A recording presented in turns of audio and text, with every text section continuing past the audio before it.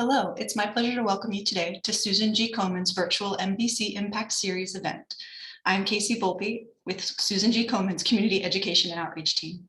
The programming for this series is envisioned as a year-long conversation with attendees, presenting new information and speakers each month. Today, our important conversation will focus on bone metastases and potential treatments. Our featured speaker addressing questions is Dr. Rebecca Waters from Natera Inc. Please remember our speakers are not able to provide individual medical advice, so do your best to keep questions as general as possible.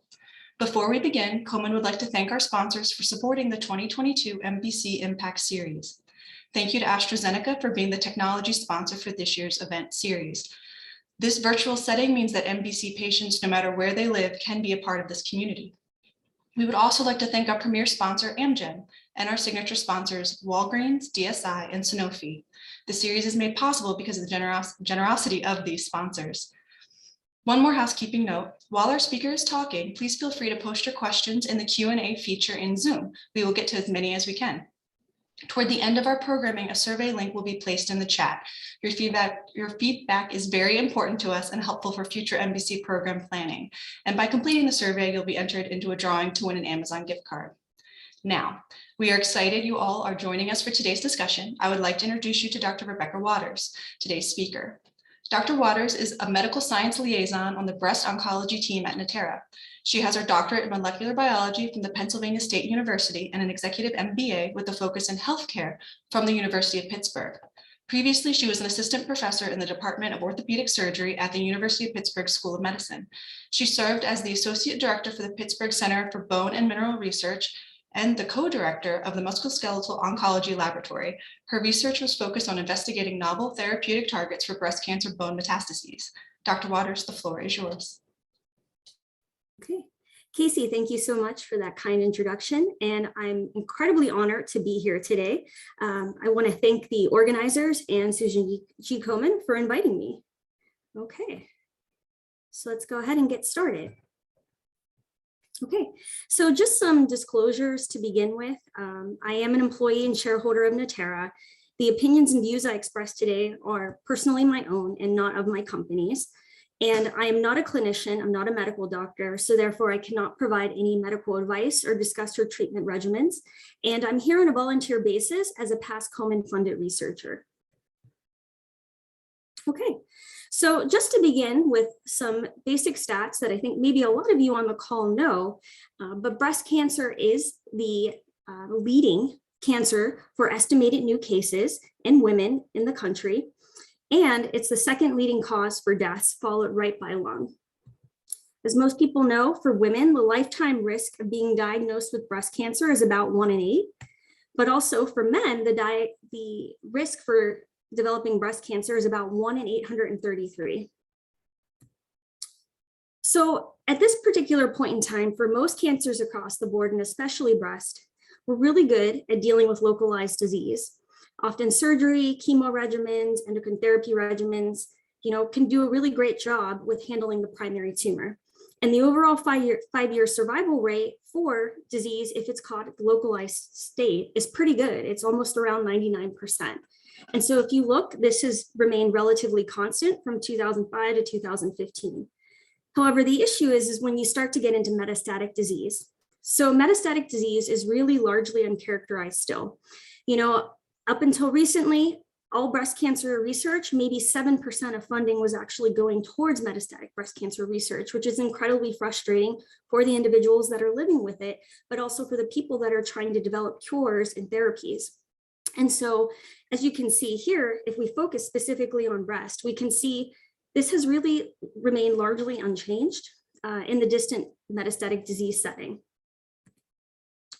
So this is super important because we know that metastases will end up occurring in about 30% of breast cancer patients. So currently, we believe there are about 3.4 million Americans living with breast cancer. Bone is the most frequent site. It will occur in about 3/4 of these patients. And at this particular point in time, our current treatments really don't prevent new bone metastases from occurring. And over 3/4 of these women will suffer, and men will suffer a metastatic recurrence. And at this particular point in time, the greatest obstacle for better care for patients living with metastatic breast cancer to bone is really our poor understanding of metastatic disease.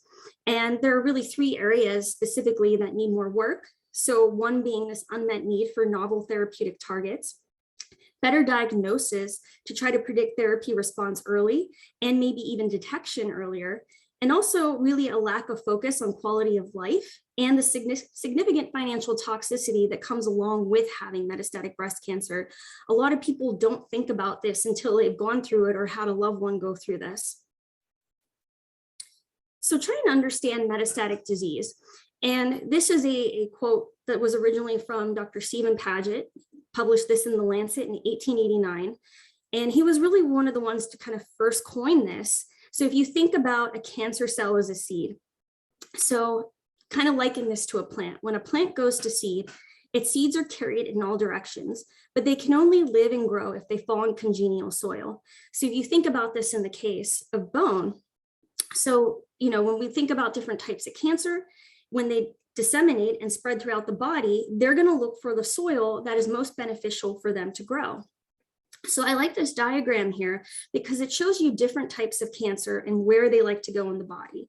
So if you look at brain, so if you look at lung, breast, melanoma, renal, and colorectal, they like to go to brain. Same for lung. Sarcomas, almost all sarcomas always go to lung. And then if you look in the case of colorectal, pancreatic, breast, lung, stomach, they love to go to liver. But specifically for bone, we've got breast, lung, prostate, renal cell, and colorectal, and sometimes on rare occasion, ovarian. So bone metastases are a major public health issue. They result in intense pain. This is due to increased pathological fractures. You can have hypercalcemia. This is increased calcium levels in the blood and nerve compression, which is a result of some of these pathological bone fractures because of the cancer cells in the bone weakening it, which we'll get into in a moment. And at this particular time, the Metastatic Breast Cancer Alliance put out a report in about 2017 where they thought there were about over 150,000 documented to be living with stage 4 disease, although we believe these numbers to be much greater. It's just hard to find those accurate records. And as I mentioned previously, over 3/4 of these patients will end up developing bone metastases. And the unfortunate news currently at this time, which we're hoping to change, only 27% of these particular patients will survive beyond 5 years. So if we look at this and we try to decide, okay, well, we've got, breast cancer isn't just one kind of disease, right? There's different subtypes involved, right? And some of you on the call might have a hormonal receptor positive tumor or HER2 positive or triple positive, or some might even be triple negative or have triple negative tumors. At this point in time, we kind of been able to do some research and figure out what particular subtype of tumors like to go to bone versus other organs. And it's always overwhelmingly hormone receptor positive tumors love to go to the bone. And so is it because maybe there's a hormonal component in the bone? There's a lot of research trying to figure out why. Why is it that these hormonal subtypes love to go to bone? Whereas if you think about, HER2 positive, they like to go to the brain, and triple negative breast cancers tend to go more to the visceral organs like lung and liver. And so one of the good pieces of news is patients that had initial bone metastasis had a better 5-year survival rate compared to those with initial brain, liver, or lung metastasis. So how does the seed arrive at the soil? How does this cancer cell find the bone in the first place? So, it's kind of confusing when you start thinking about all the different processes involved, but I like this picture because I think it simplifies it nicely. I'm going to go ahead and put my pointer on here. So if you think about it, you think about the original organ, the breast. So the breast has ducts through it. And when you start having these cancer cells develop within that duct, we call it the lumen, the open space of that duct, they start to crawl out of the duct and into the surrounding breast tissue.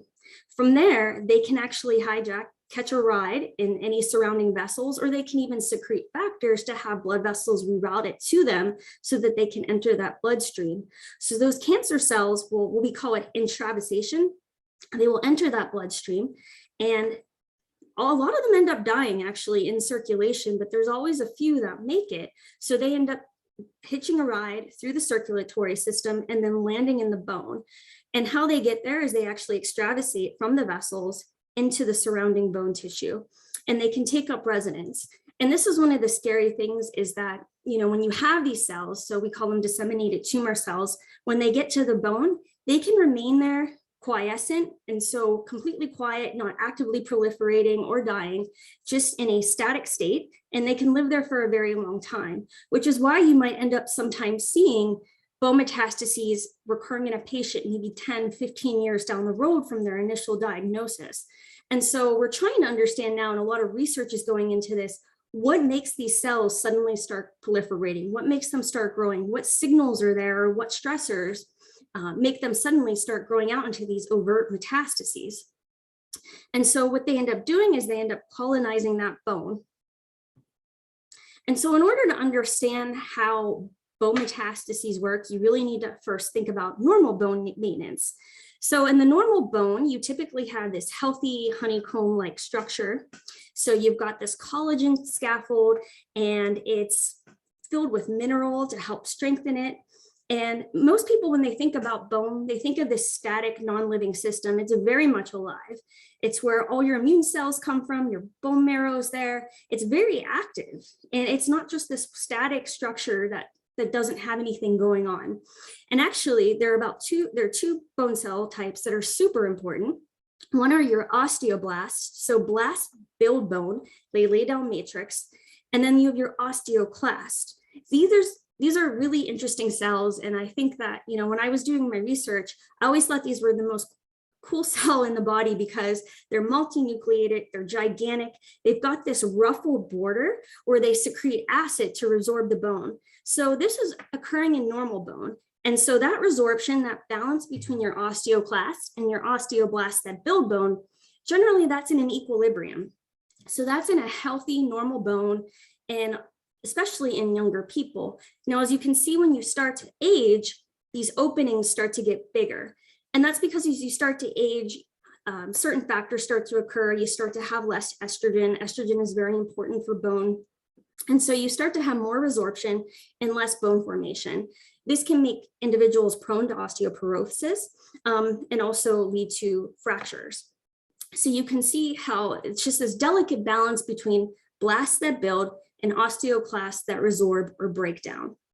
And this remodeling, this is normal, because you have small stress fractures or things throughout whatever you end up doing, and your bone is there. Your bone cells are there to constantly remodel and make sure that it's healthy and it's strong. So that's a normal thing to have these cells. So don't think because you have osteoblasts or osteoclasts in your bone, it's a bad thing. It's actually a good thing, and they're generally in a nice equilibrium with each other.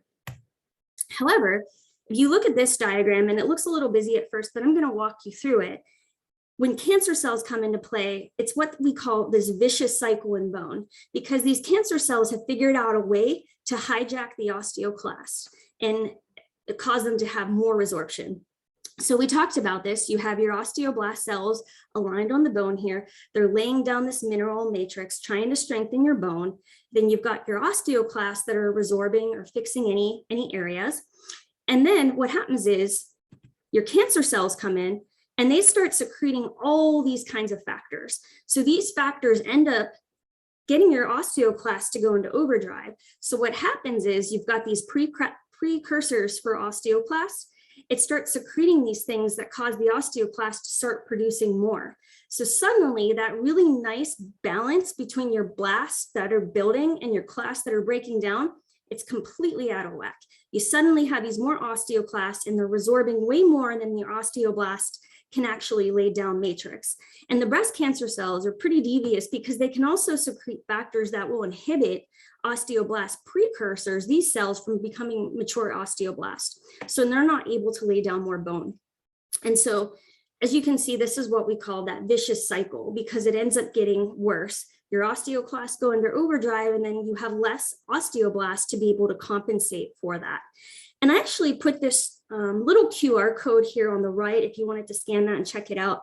These are actually 10-year-old videos from Amgen, but I remember, back in my early postdoc days and when I would teach or when I would talk with anybody who wanted to know more, I always like to use these videos as a resource because they just have a really nice, elegant, and simple animation of what happens when those cancer cells go to the bone, if you want to see kind of in real time what might be happening. Okay. So how do these bone metastases tend to present within the body? So there's 3 different types you can actually end up with. So you can end up with the lytic. So I've tried to put some arrows here and labels so that you kind of understand where this is being oriented in the body. So this would be in someone's vertebrae, and this is a CT scan. Maybe some of you have had this, so you're familiar with the CT scan. It's X-ray.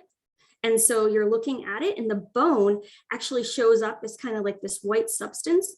And so in a normal vertebral body, you would expect this to be nice and white and all filled in. However, when you got those osteoclasts going into overdrive and they're resorbing that bone, you can see it's starting to eat it away. And so that's what we call lytic. And so this is an issue because, as you can imagine, as it's eating away at the bone and you're not building new bone, that weakens your bone and you become more prone to potential fracture. This can also result in spinal cord compression relating from these fractures, and also hypercalcemia, because as those osteoclasts start to resorb the bone, they release calcium. And so you end up with more calcium in your blood, which is not necessarily a good thing if you have too much. Another thing I wanted to mention, when they resorb the bone, they're releasing other growth factors too. So the cancer cells actually pick up those growth factors and start to proliferate even more. And so another form of type of metastasis you could have in the bone is also blastic. It's interesting because it's the opposite effect. In this case, your osteoblasts are kind of going into overdrive. And we actually see this more in cancers like osteosarcomas, which are primary cancers that originate in the bone, versus breast cancer, which goes to the bone. But you can see now there's more white, right? So this is a pelvis here. So you can see these little white, almost looks like little white golf balls. Suddenly these are blastic tumors forming. So you've got the opposite problem. You've got more bone being laid down. And you would probably ask, well, isn't that better than a lytic metastasis? Not necessarily, because the bone it's laying down is not good quality lamellar bone. It's this woven bone with lots of pores. So again, same issue, you become more prone to fractures. And then you can also have an interesting case where you have it mixed, both lytic and blastic. And then over here in this panel, panel E, this is an example of a whole bone scan. So this is something they might do. This uses a radioisotope tracer, and you can look to see if there's widespread skeletal disease. And a lot of the times, this is usually the case with bone metastases. It tends to spread throughout the skeleton because the bone marrow is all connected through your bones. And you can see anything that shows up dark here, that's actually cancer. So you can see it in the person's spine, their pelvis, and their shoulder. So this person has widespread metastatic disease in the bone. And then down here in panel F, this is another type of imaging they might do for you. It's called FDG PET. And so really this is looking for cells that are metabolically active. So what does that mean? Cells that are actively proliferating. So they'll take up this marker and show up as these hot orange spots or red spots on the scan. And so one of the things about all of these imaging modalities is they can pick up bone metastases when they've become overt. When they've gone from a small cluster of cells. Unfortunately, none of these imaging modalities can pick up small clusters of disseminated tumor cells. So that's really where we need to work on more sensitive methods of detection earlier on, before they become these overt metastatic tumors. And so currently, right now, there are various approved therapeutic agents. And so you may have already heard of some of these, but I just want to go through them again, because this is what most medical oncologists in your team. So you're probably being treated by a multidisciplinary team. So you probably have musculoskeletal radiologists, interventional radiologists, orthopedic surgeons, endocrinologists. So really, when you get to that metastatic disease state, you've got a whole multidisciplinary team to help care for you. And so one of the particular things they might do are radiation therapy. So radiation therapy can actually help with the pain and prevent risk of fractures. So they'll use something like external beam radiation to try to focus in on those actively dividing tumors in the bone. They might also use something like radiopharmaceuticals. And then also surgery. So surgery is with orthopedic surgeons. So you might end up going to an orthopedic surgeon if your oncologist happens to see on a scan that your bone looks pretty weak. They're worried that you might have an impending pathological fracture, or unfortunately, there's been instances where the tumor has weakened the bone so much that you end up fracturing it and you have to go immediately to the orthopedic surgeon to have this taken care of. So some of the things they might do is curettage. So they actually have a tool that they can go in and scrape out that tumor, and then they'll stabilize it with a rod, pins, or screws. They also have other stabilizers like bone cement that they can use to kind of fill in those holes to help stabilize the bones. And then some of the more common agents are bone targeting agents. So these are two really big classes. So you've got your bisphosphonates, and then you've got denosumab. So bisphosphonates, some of these might look familiar if you're on these. So you've got Actonel, Fosamax, Boniva, Reclass, Iridia. Some of these are given intravenously, some can be given orally or both ways. And so really the point of how bisphosphonates work is that they've got phosphate groups on them.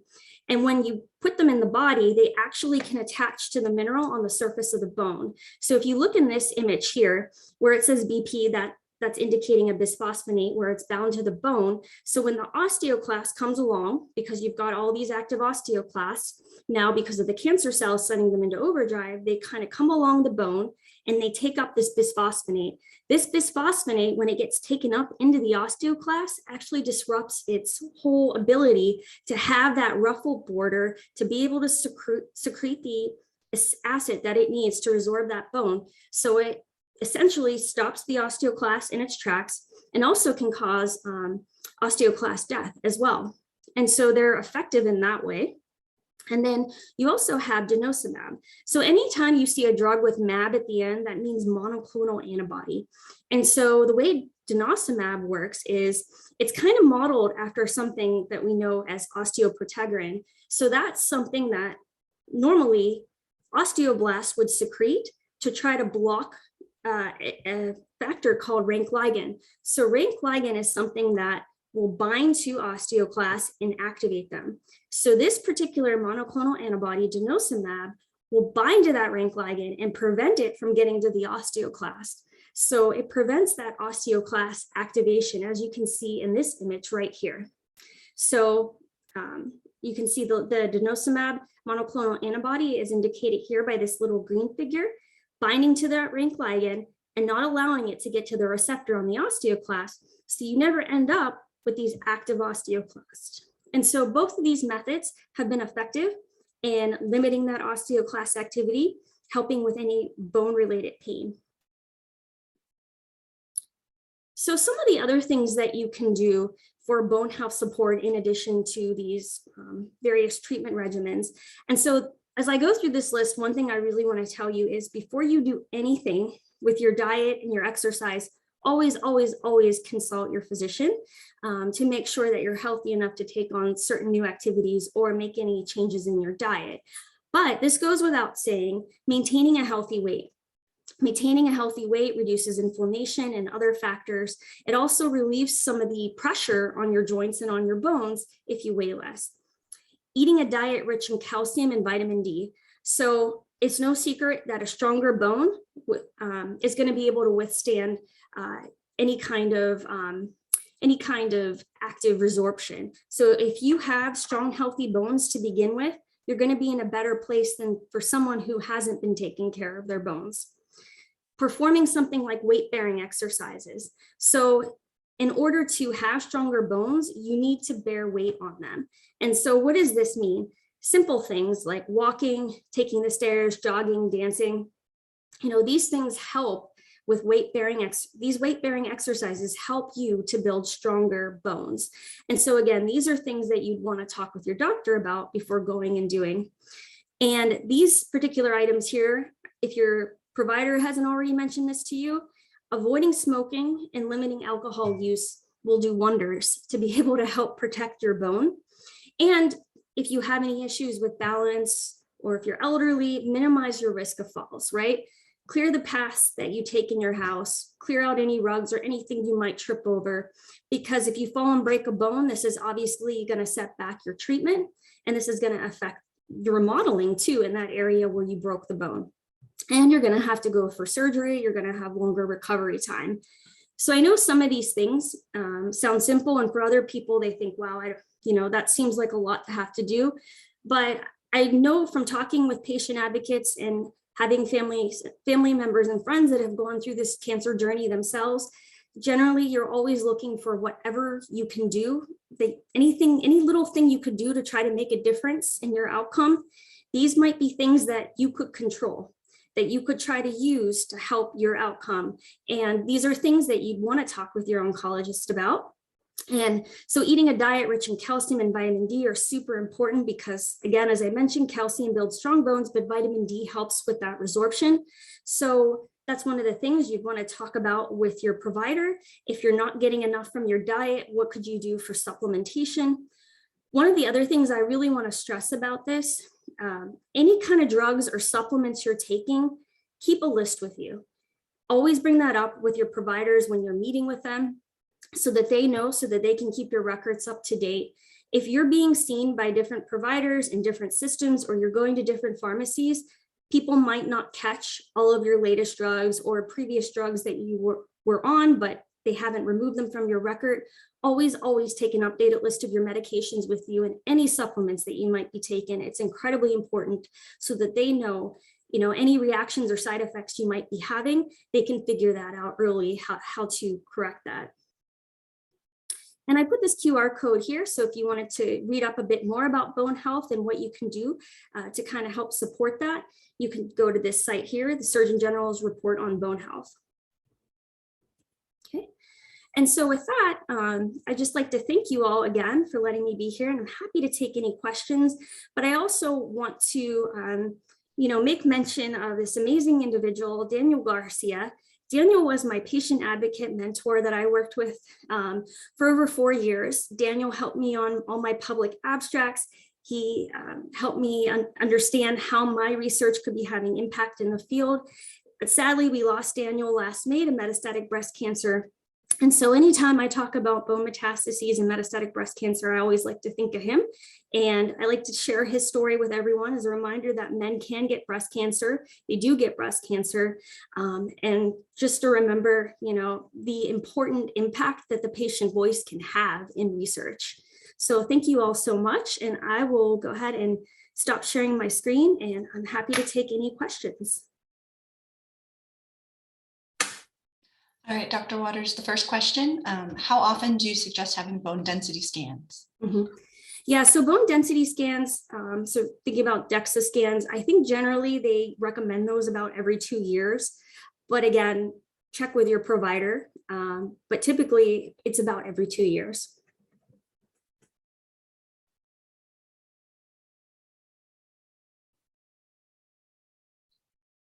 Okay, thank you for that. Yeah.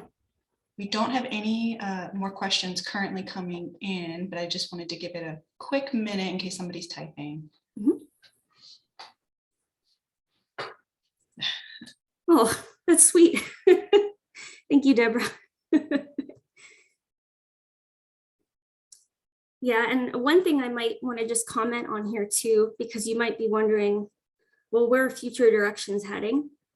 So, there's a lot of interest. A lot of researchers are looking at these disseminated tumor cells, or these cells that can lay dormant in the bone for many years. Some people and groups are trying to work on ways to figure out how to wake up those cells, because those cells, they're not actively dividing. Chemo is not going to get them. Our current treatments aren't going to be able to target a lot of non-actively dividing cells, and also they're not going to be picked up on scans. So some people are trying to think of ways to maybe wake them up to make them more susceptible to treatments, and then other people are trying to find ways to detect them earlier so that we can develop therapies to target them before they would wake up. So it's interesting. There's different ways people are trying to, hone in on that early before you end up having issues with bone metastases down the road.